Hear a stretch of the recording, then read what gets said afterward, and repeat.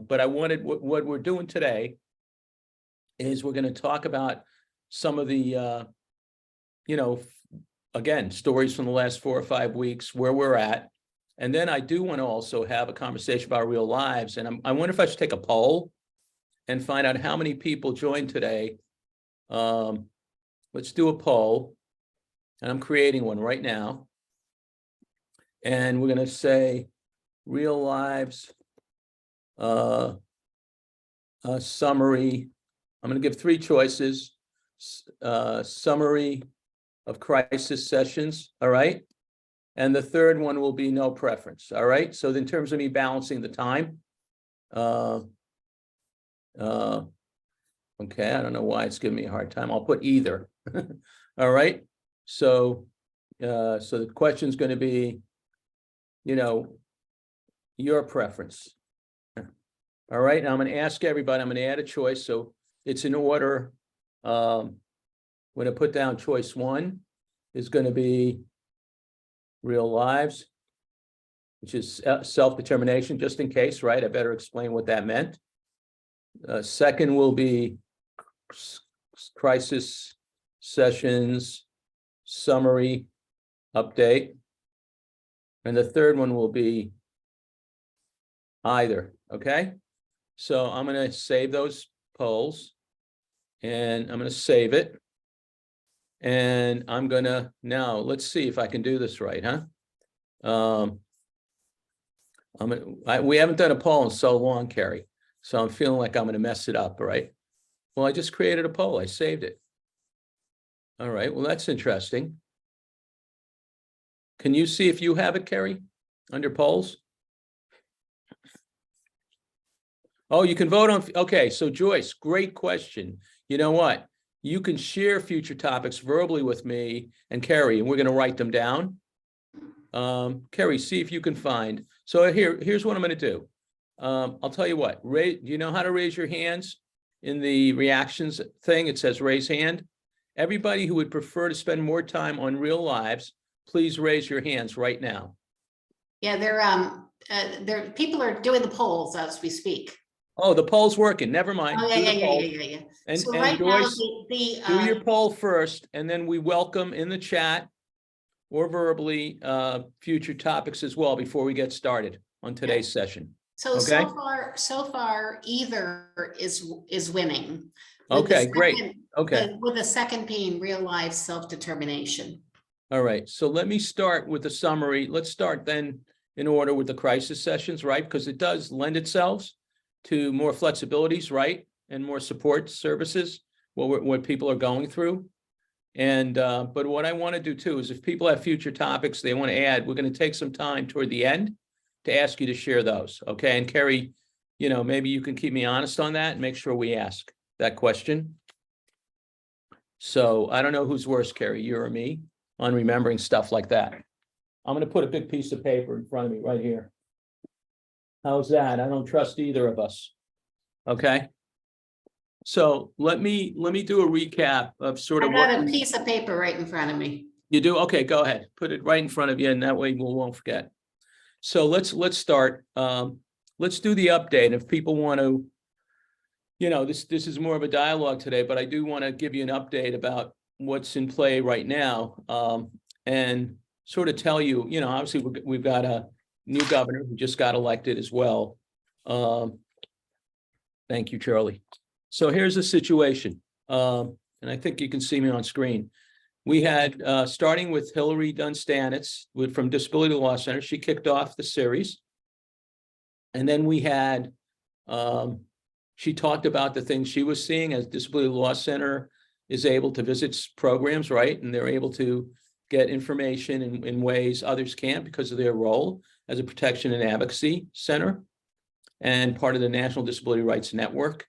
So she shared that, strong feelings and that we've sort of reported on, that people with the need for more one-to-one, they're the people losing out right now in terms of services, but everyone's feeling underserved. It's not like, when I say everyone, some people are handling it better, right? Because they are part-time employed, or they're going 3 days a week to a day or service center.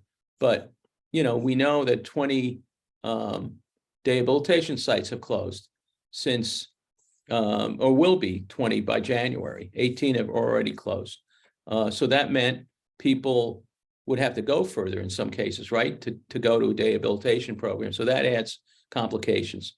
So then the second and third week, we had folks from Family Support Center. Oh, no, we had Ellen Ataliades, who's the CEO of the Association for Developmental Disabilities Providers. And she talked about what they're going through as providers and the organizations and the struggle to try to serve people, how people don't feel good about the situation they're in, especially in the day programs. And we got the sense this is real. This not only are the people that it's anecdotal, maybe the stories we're getting because no one's collecting data, but the reality is this is bigger than a small thing, right? And so that was reinforced by the trade organization in our field, which is ADDP is the abbreviation. Weeks 3 and 4 of the series, we had 2 different family support centers. By coincidence, they happen to be chapters of the ARC, but we have there's other family support centers we could have invited, just worked out that way, where I wanted 2 different support centers in very different communities, right? One was based in Needham and one was based in Brockton and that area. And they both reported, just how difficult it was for the people at home and what they were willing to try to do for the people in their catchment area and how they felt bad. Like in the case of Brockton, Nelson talked about how he had to say, I'm sorry, I can't serve you in my catchment area, you're not in my catchment area, but would try to refer people to another location. They were trying to, I think with the Charles River one, the 2 staff explained really well how they go ahead and try to help people. We even had a parent on who shared her son was about to start work the next week. And by coincidence, is part of the Charles River maintenance team. So that was something they did. And he was, looking forward to that experience. She was, I guess, nervous about that experience. So those are some of the ways family support centers are stretching their limbs. And then last week, we were joined with colleagues of Angela Ortiz. Angela was going to be with us, but she ended up, close friend's family member died. She had to go to a funeral. She did a great job. We had someone from the Alliance that works for all nursing centers, home health and whatever. And then we had a provider, Notre Dame, I think it's Notre Dame Health Services, Petty Pals. And we had 2 parents come on. And it was pretty powerful stuff about what I call block nursing. The right term for it is continuous nursing and the gap in services there. And in one of the stories that Isaac shared, who's with the Petty Pals, one of the people he was working with from Maryland ended up having to have her son move into a more of an institutional setting because of the lack of nursing hours. And that was pretty sobering, okay? And, I'm sure there's other stories of that we don't hear. What I discovered in that session, though, that really shook me was because I didn't know this piece of it on the nursing side. I knew nursing was terrible, getting the hours filled. That's no surprise.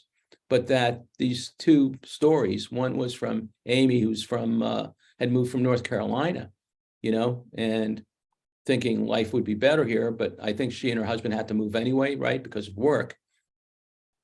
And she was shocked to see that upon leaving North Carolina, coming here, her son's hours were, I think I remember, half or less than half of what she had approved, right, Carrie, in North Carolina. Just think about that for a second. She actually pursued the Boston area because of the medical care here, and she had just heard some wonderful things about services. So it was sorely disappointing when she was chopped so much. Right. And that ended up causing her son to be, first time in 2.5 years, think about that, be hospitalized a number of times. Yeah. Okay, 5 times is what she said. And again, we have the second example from Maryland, also got hours chopped. And now she's got hours again, but of course, now it's sort of working back right up for her son's health and trying to get there and finding people, right? What Isaac said, which was interesting, not interesting, it's factual, right? It's a good thing for us to know, that people who have long-term providers, they tend to have higher hours filled, okay? So that when you hear the percentage is 65% for nursing hours or PCA hours, whatever you hear, right? PCA is a similar struggle, right? For individuals as well. What his point was, it's all over the place, that if you're more of a long-term user, you may have long-term nurses that have stayed with you. So you might have 85%, 90% of your hours filled. But others, and what I tend to hear from people who are struggling with getting hours filled is a lot of hours not filled. I don't hear that they have over 50% hours filled. You know, and again, that's anecdotal, right? So the combination of direct support gaps, nursing gaps, and again, from the provider side, what the situation is. So what we've done is, despite it being a transitional period, we've once again asked the administration to go ahead and let's have some flexibilities. And ADDP joined us, and we had shared a memo on our own about 4 weeks ago. We had 2 meetings with the administration, so with Commissioner of Department of Development Services and with Mass Health Director and their team. We had 1 meeting with all of them together. We didn't resolve this direction, right? But then the second meeting was with ADDP as well, and the DDS Commissioner and her staff, where we talked about working together with Mass Health, not without Mass Health, right? Because a lot of people have day-hab services, and talking through a strategy. And they asked for a scope of work, and I sent a draft to Ellen Ataliades, who gave her feedback.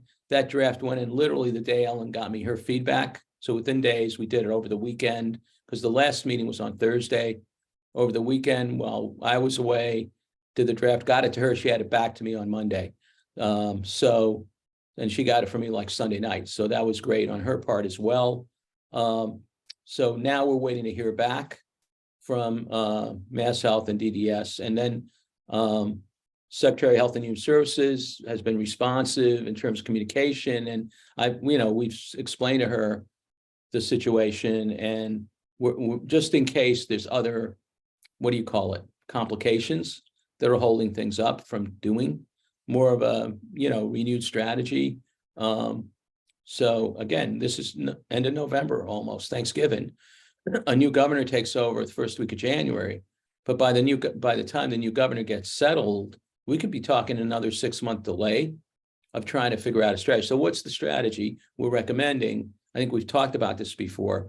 We heard a little bit about it from the Charles River Center and from Brockton Family Support Center, really taking on a few folks, getting more resources to Family Support Center. I know it's tough to hire people, but Family Support Center jobs seem like they are not as hard to hire for. And having people assigned both from a Family Support Center, an area office, and maybe adult family care to work in the adult family care, they already have a caseload. So, is there a way that they also could be tasked to work with the individuals on their caseload who are isolated, whose caregivers are stressed, to develop some flexibilities to get them out in the community and help them recruit people? And he said, well, Leo, that's sort of crazy. There's a workforce crisis. How are they going to do better than agencies? Well, they're going to do better because now you have multiple recruiters out there, right? You're spreading a blanket out there to other people. You're going with their network, and so you're multiplying, right? The outreach. And if you have a better idea, folks, please share the ideas, because we're open, So we shared a scope of work that outlined, and part of the reason I wanted to reach out to, anyone we could, was to make sure that the funding that the legislature had allocated, remember, 50 more million in day services, right, could be, and what was it, 20 in transportation, could be, utilized for this strategy, since it's not, some of it's not being spent, most of it's not being spent on day services, okay?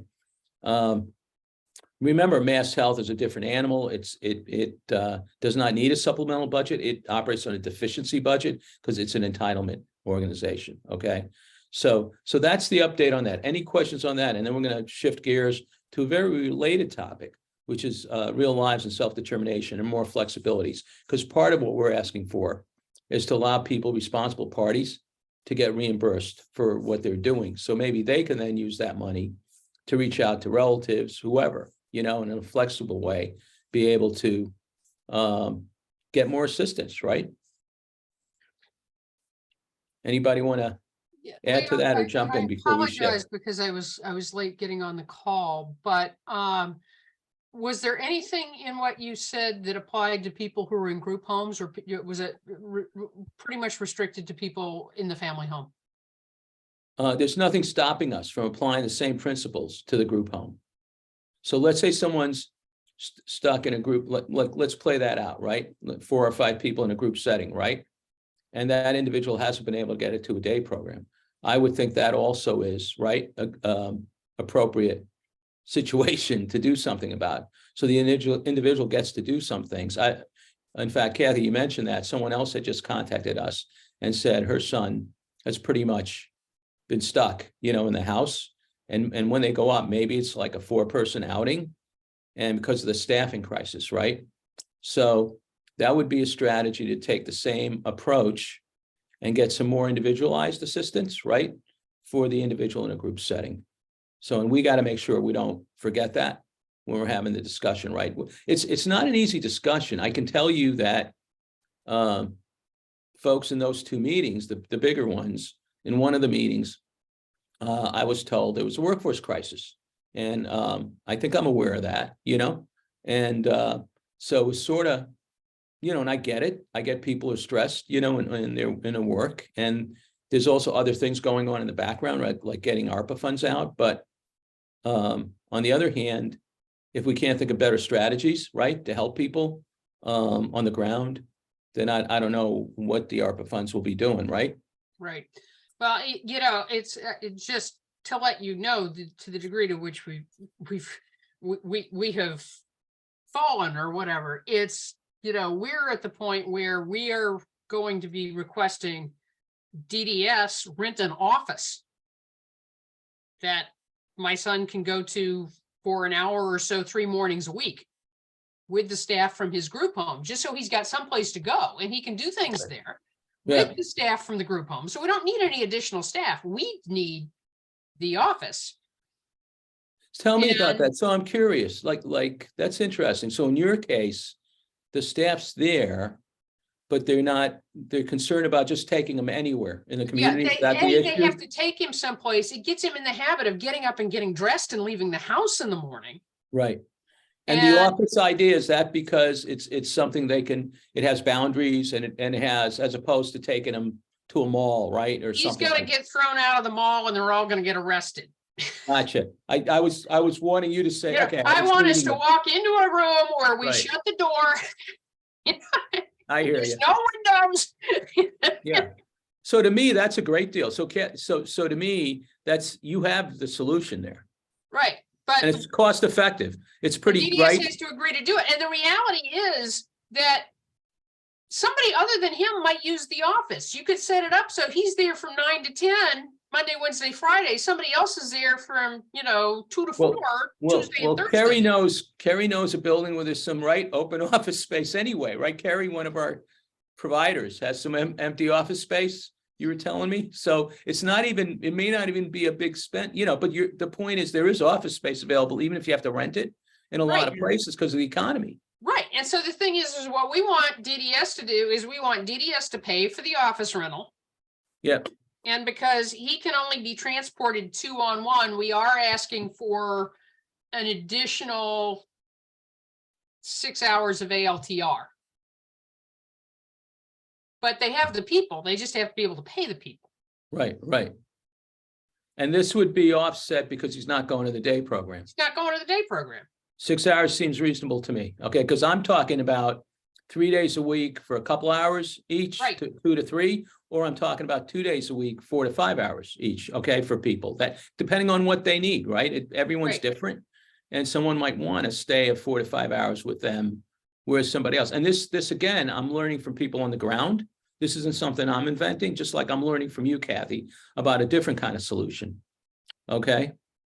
So Teresa asked, are others in a position to help, like Best Buddies, Special Olympics, et cetera? Well, I think there's activities that people could go to, Teresa, but I think what we're talking about is there's structures like an area office, right? Where people have caseloads. They already know the people. We have AFC, Adult Family and Foster Care, where people have people on a caseload, and we have family support centers where people know people.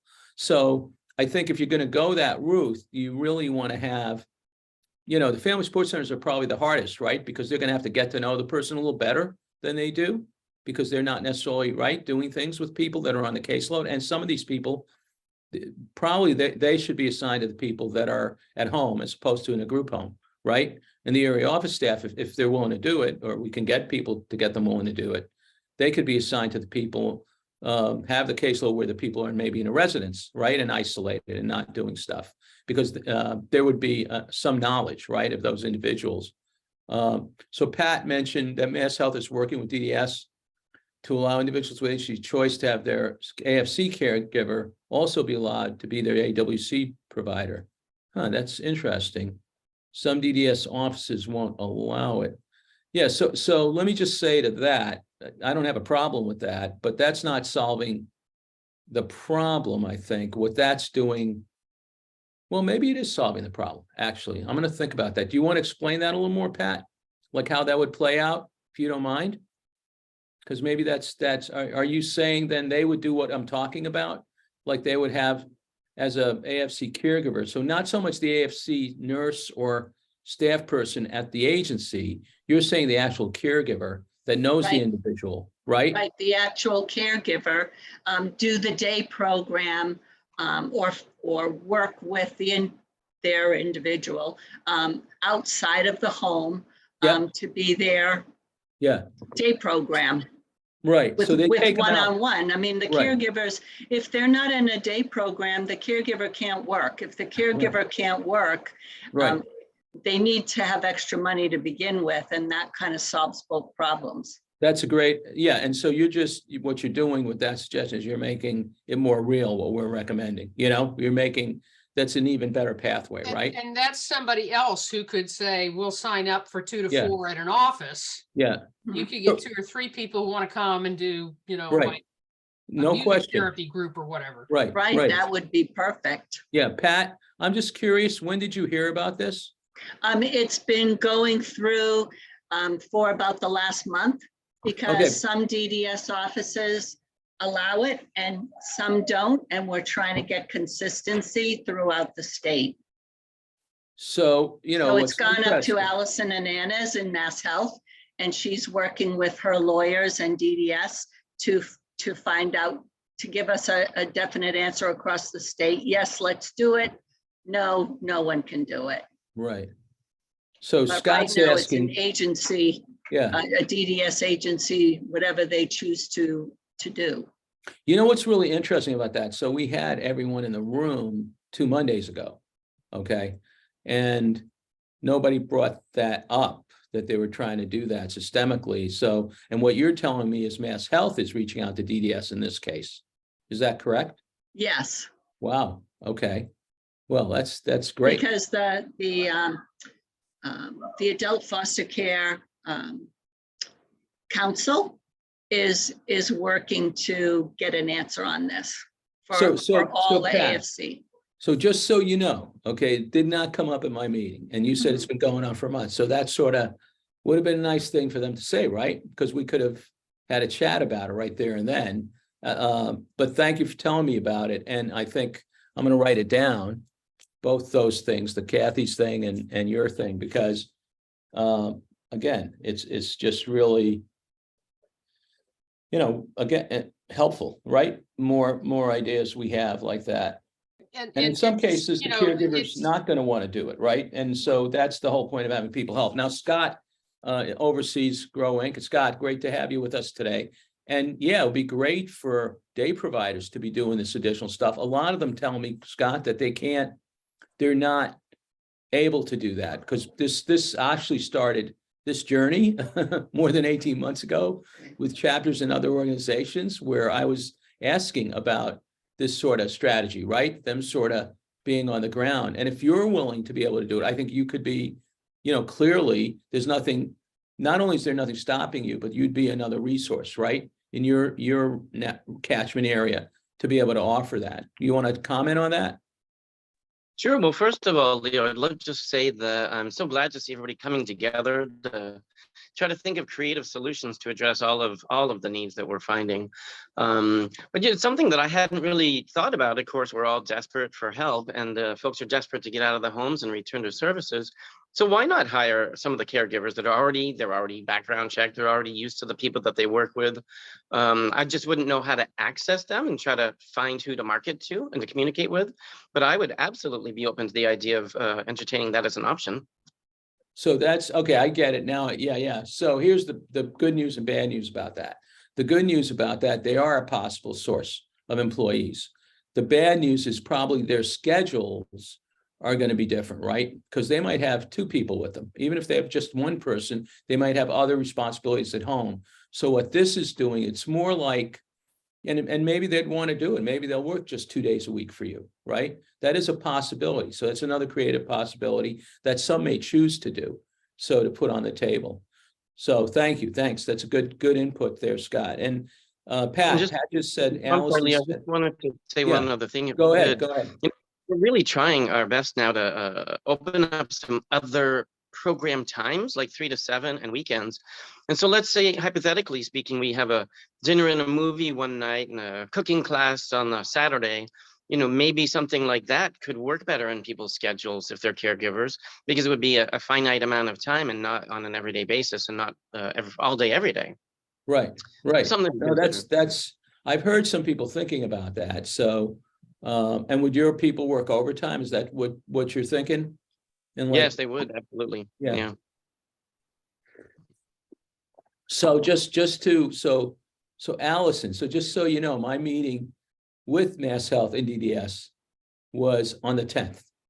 So I think, I don't know, maybe we influenced that a little. I have no idea. I'm thrilled to hear that happened. And because I just checked the date, I was trying to think of when the date was. And it was actually not 11/10, it was 11/7. So that means within 10 days later, Allison, maybe Amanda said, who's the, Medicaid director, maybe they got back, they put their heads together. Really, I'm so glad. Now it even makes more sense. But also you guys were working on it, right? On the AFC Council, correct? Which also makes a difference. So, and as Scott said, coming together is really important.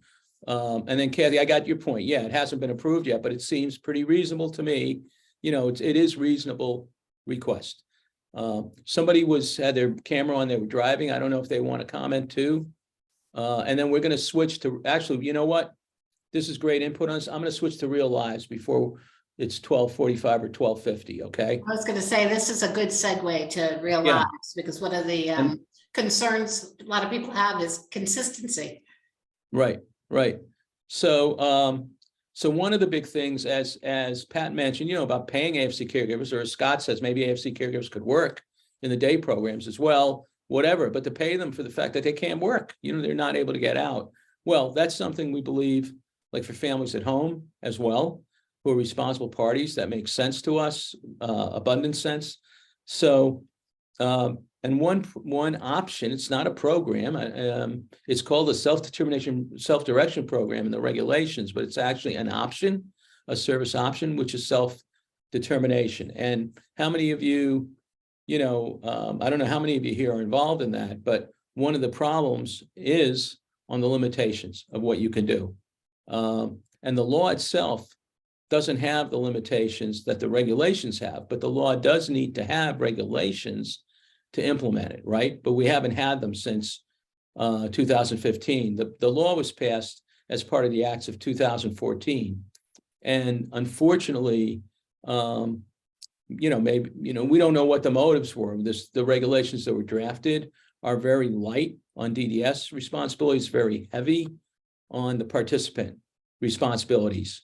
And while being heavy on the participant responsibilities, they redefine the participant and leave the family out of it. Parent or authorized person, and they use the word legally authorized, which is not in the law.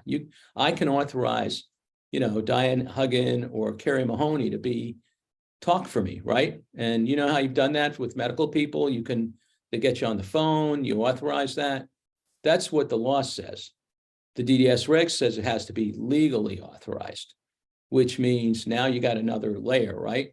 So we're very concerned about that. And, you know, the more this plays out, we had a blog out last week, and then we've gotten some letters since then from new people we did not know, who are very concerned about what's happened and the barriers to using, for example, agencies to help find staff, and agencies who can find staff. And I have a close friends of mine who found an agency after months of not being able to recruit staff that did have staff for them, and they weren't allowed to use them because DDS's point was, well, they can go through another process as a provider, but I'm not sure that makes sense because these folks had their own budget.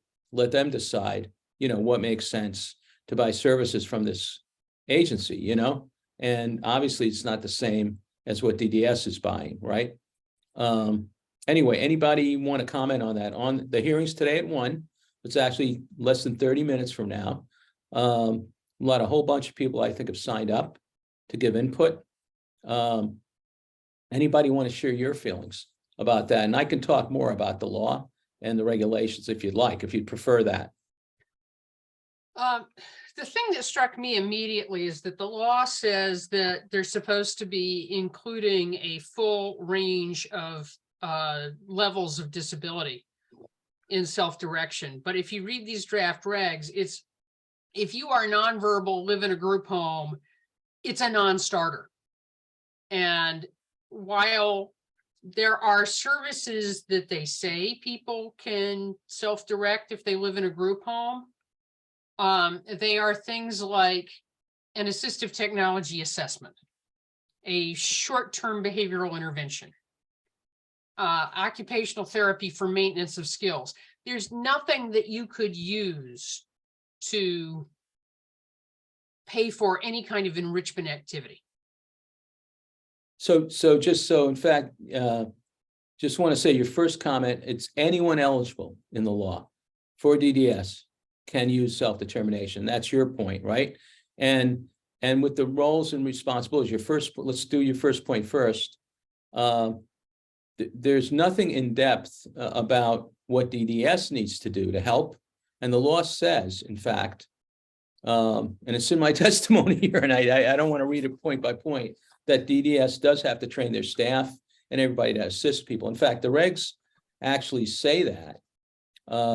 They don't use the title in the law. They are actually silent on the role independent facilitator. And DDS replaces that, I assume, or just ignores it and has support broker. But support broker, though it says the support broker is supposed to assist the person, when you read further, it turns out that the support broker is also the monitor of the person. And so that's, you know, and service coordinators, they don't say they have to be independent. They talk about independent brokers that the person can hire, but that independent broker is independent, unfortunately, to DDS, not to the participant. The law has them being independent for the sake of the participant, right? So that sort of turns it. Now, the second thing you mentioned is the list that they have. There really isn't supposed to be a list per se, unless DDS wants to sort of set price ranges, right? And have those price ranges there. Now, the problem with that is historically that the salaries have been too low and through the rate setting process. So that, and a lot of people that use self-direction, they are allowed to pay more for staff. So that's a concern, how much DDS oversees things. And why can't, you know, to get to your point, the law says it's the person-centered plan that really determines what the person needs based on a proper assessment. And then that person-centered plan is integrated into the individual support plan, ISP.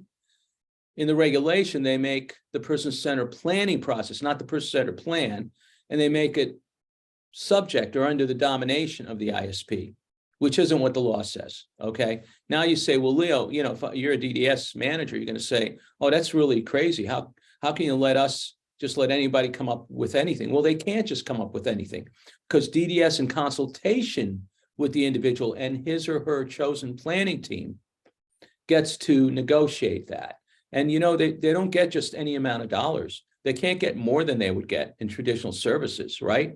So there's an opportunity there to balance what the plan is with what funding is available.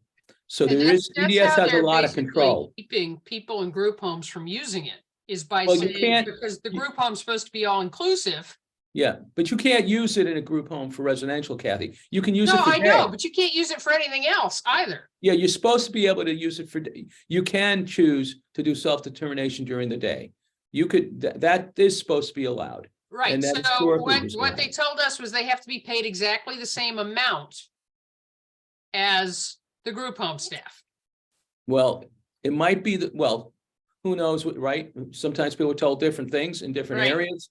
So So I this, believe you. this came from Liz Sandbaum. Okay, okay. So here's the thing. It's better if you're using the residential staff, right? You run into complications. But if you treat it as a separate thing totally, then I think that's No, off they the told table. us it had to get paid the same amount. No, that's not.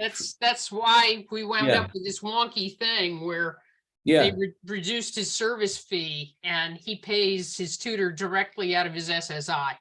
wow, okay. Because otherwise they said we could only pay the tutor $18 an hour.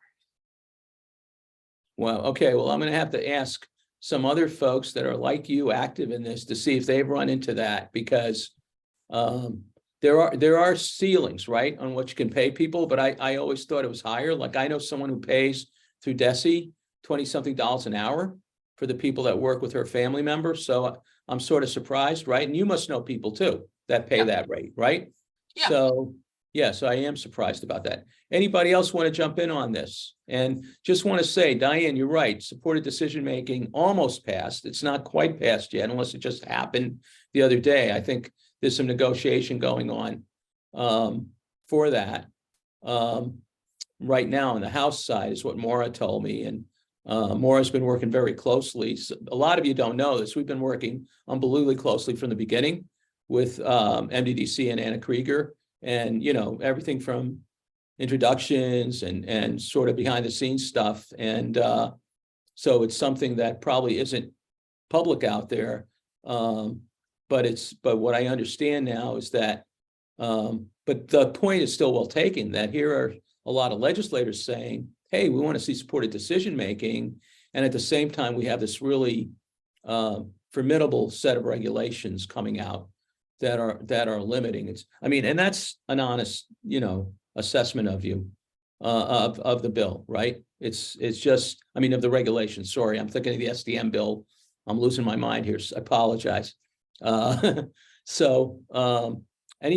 bottom line is what Kathy said, if you combine one other thing, in their definition of participant, the law has parent or other authorized member, as I mentioned, right? In the regulation, parent was omitted.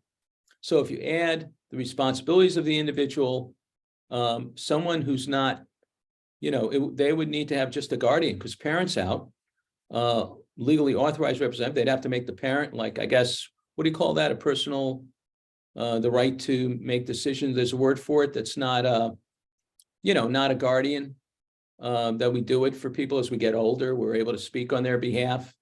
Not a proxy, but it's that kind of thing. Power of attorney. Power of attorney. Thank you, Carrie. My senior moment. And so that's what it would probably take, Go ahead, Casey. You got your hand up.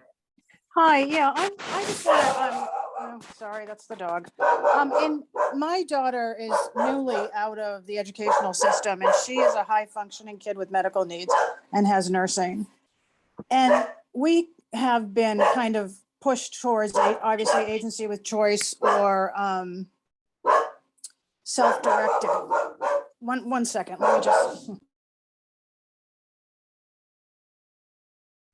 And I find this process as clear as mud. I can't ask one person how much in ballpark, what's the ballpark figure that you pay for community-based programming, or what's the ballpark figure that we used to pay when we had these programs open before COVID for Dayhab or whatever, just a ballpark, just to get my mind around this.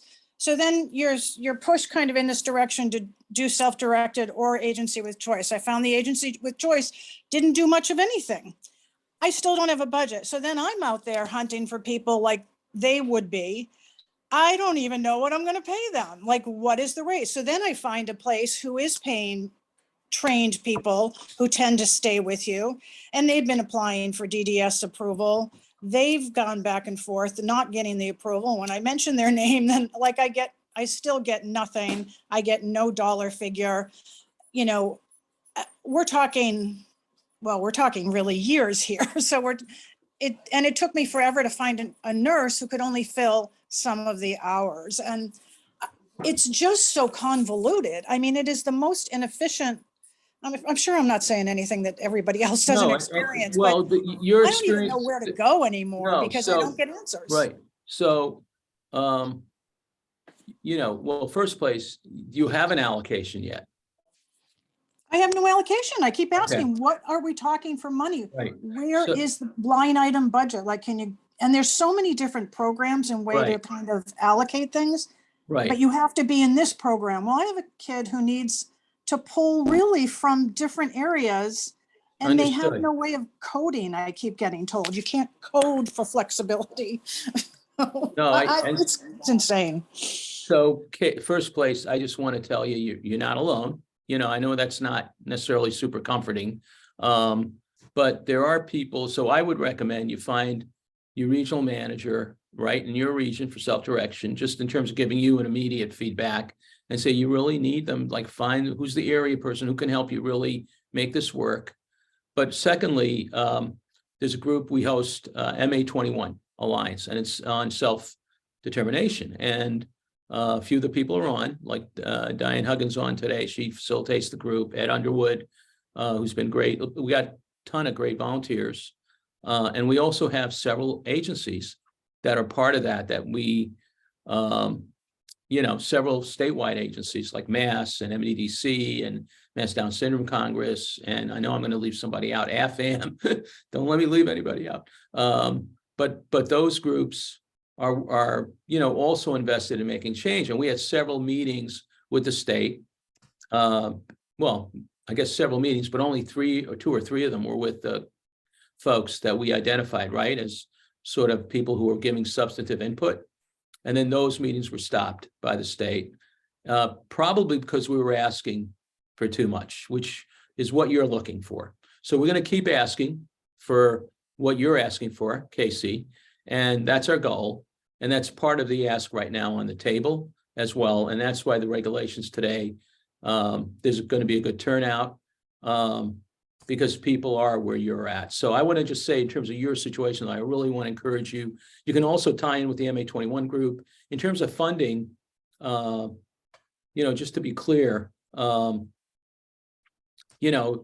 are different levels of funding for community-based day supports. And hopefully, I don't have it handy in front of me, the sheet, but I always estimate for people that, you should be thinking about in the 20s minimum a year, 20,000 plus. And we like to add to that figure a piece of family support, right, funding, assuming you're not going to be taking part in those kind of stipends and every area is different. Some give 700 for that, some give 1,500.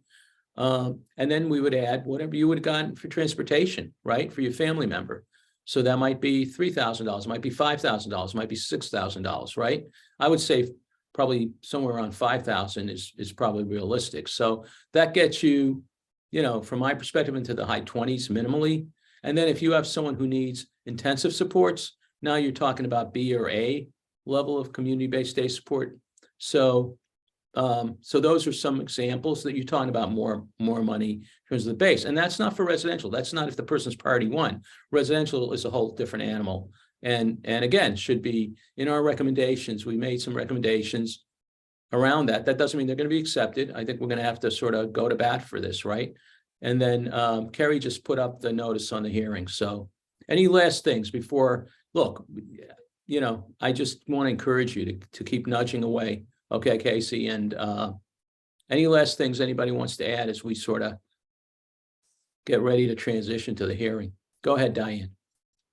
I'm just going to throw out another piece. I'm new to all this in terms of navigating services. I'm an elder caregiver of an elder individual. And one thing that has come up recently is adding in elder services. And so I just find myself similar to Casey, I'm trying to put pieces of the puzzle together. And I don't know if I do this, is it going to negate that? Is it going to cut into that? Is it going to, terminate all services forever? It's very complicated. I know this is what people are dealing with all the time. I know there was a series on elder caregivers. I couldn't attend because I'm caregiving at 10 o'clock in the morning.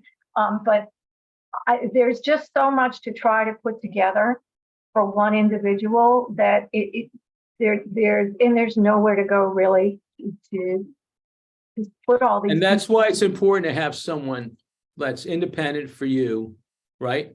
To help you process this as well, because I can tell you it's not simple, but if someone gets you grounded, it's much easier, to figure this out, this whole process out. Carrie, were those taped? Some of them were taped, right? The Elder Caregiver series? Yeah, they're all taped, but Okay, great. they're not up yet, but I. Need a few weeks. Yeah, Right. if you were registered for the series, you will get the link to the YouTube video. Should be happening soon.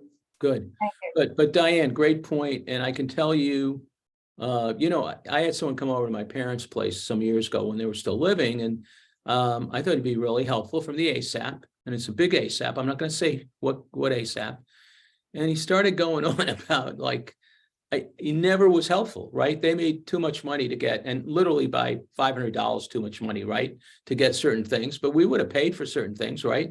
And it was totally not helpful. So it's really weird, and I'm sitting there as someone who knows stuff, and I'm looking, wow, is this how people are treated? I do think with DDS, we're luckier because they can be frontline people who are informative. Obviously, KC didn't experience that. You didn't experience that, but it's when people do experience that, they appreciate it. But it's not everyone, and it's not consistent, right? So anyway, look, I want to thank everybody for being here. It's minutes from 1 o'clock. We're going to have the hearing. Just next week, we're not going to have Leo live. We're taking that Monday off, and we're trying to figure out the transition. That's part of the, to podcasts. And but if there's future topics, people want to either type them in right now or just scream them out right now, and we'll write them down that you would like.